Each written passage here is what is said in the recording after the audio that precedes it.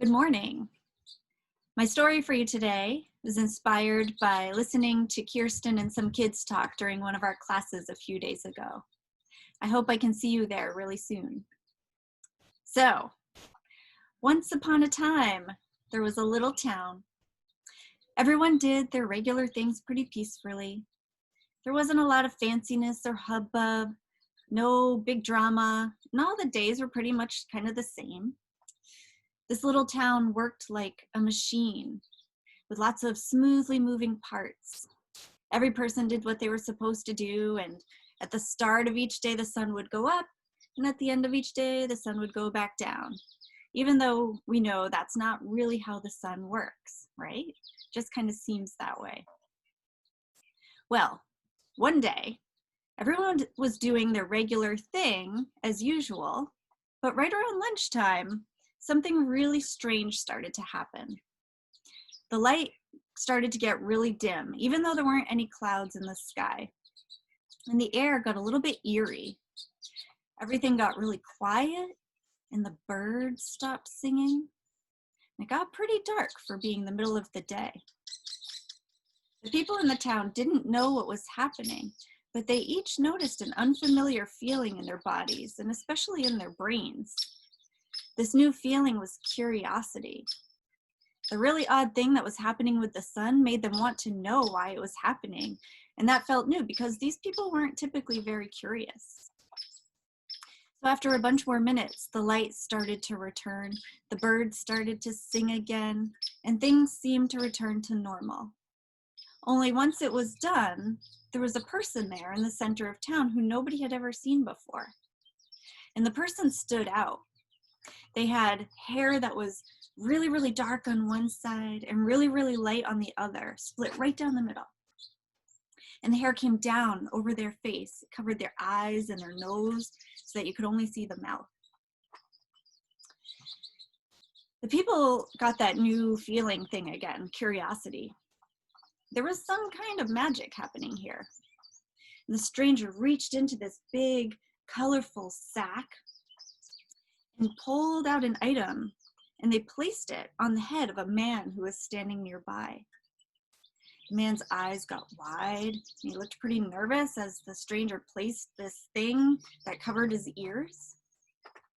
But once it was in place, his expression changed. He started to smile, and the smile got bigger and bigger, and then happy tears started to pour down his cheeks. What this man was hearing was music. And that was something this town hadn't had before.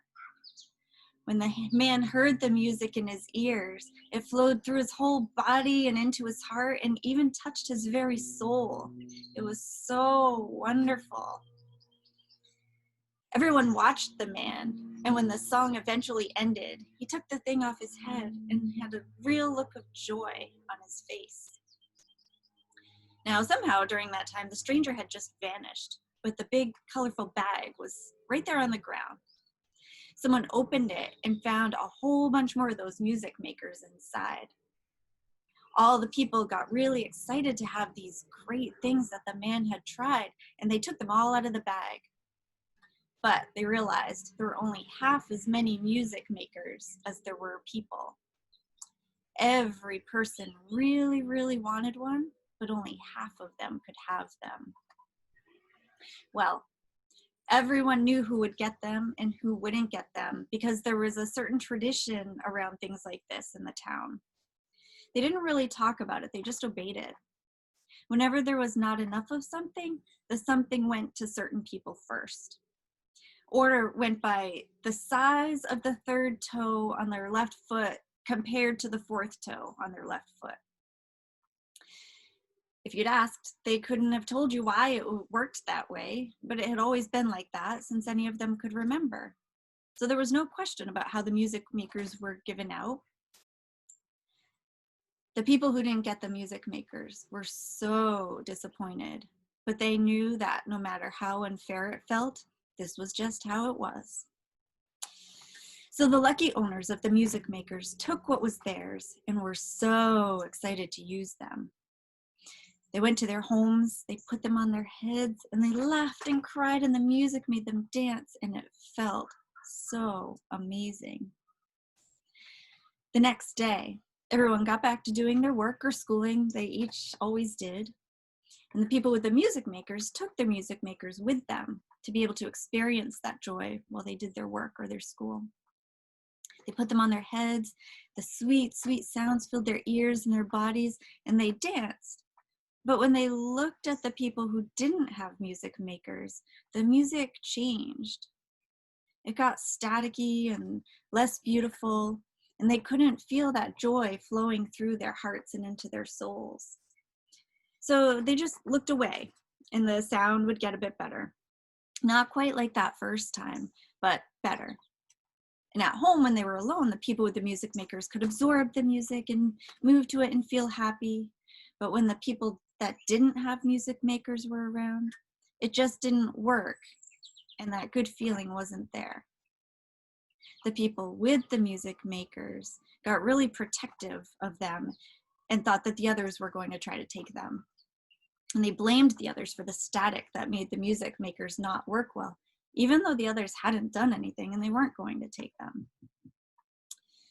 One day on the playground, there were some kids who owned music makers, and they were talking about it.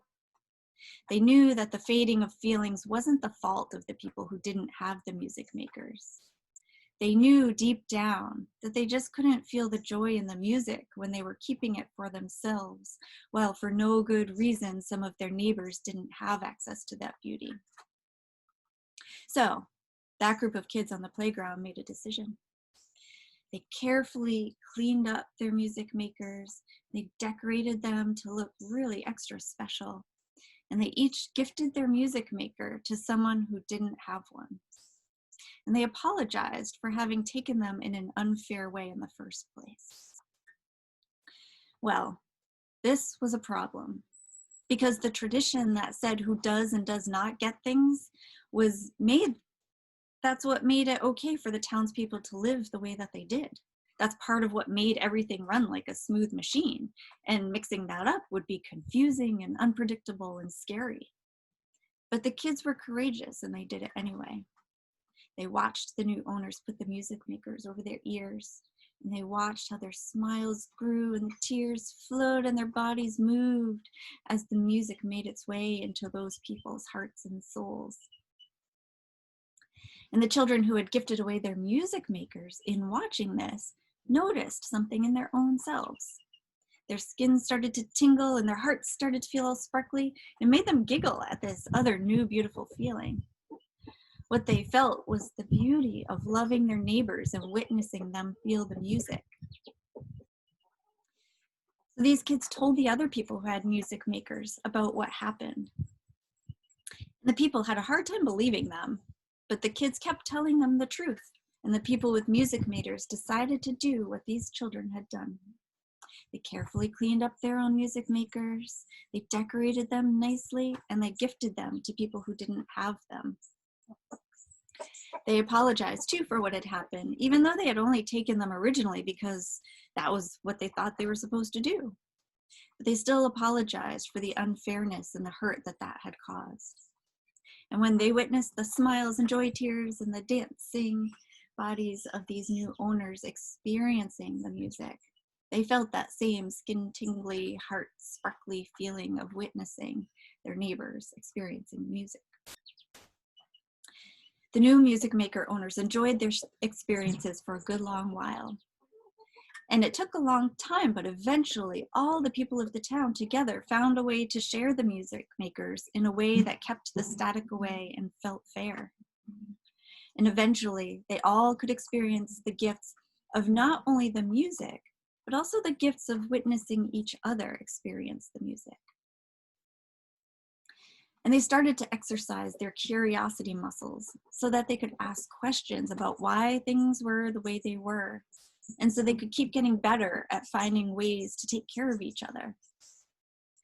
They decided that their toes were not a fair way to measure who deserved something. And like all exercise, it was hard work growing those muscles, and it never ended either.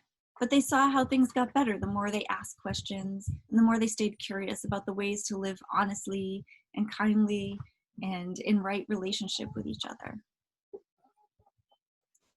So we can all do this work together in our community too. It's not a sprint where we race as fast as we can to cross the finish line and be done with the job.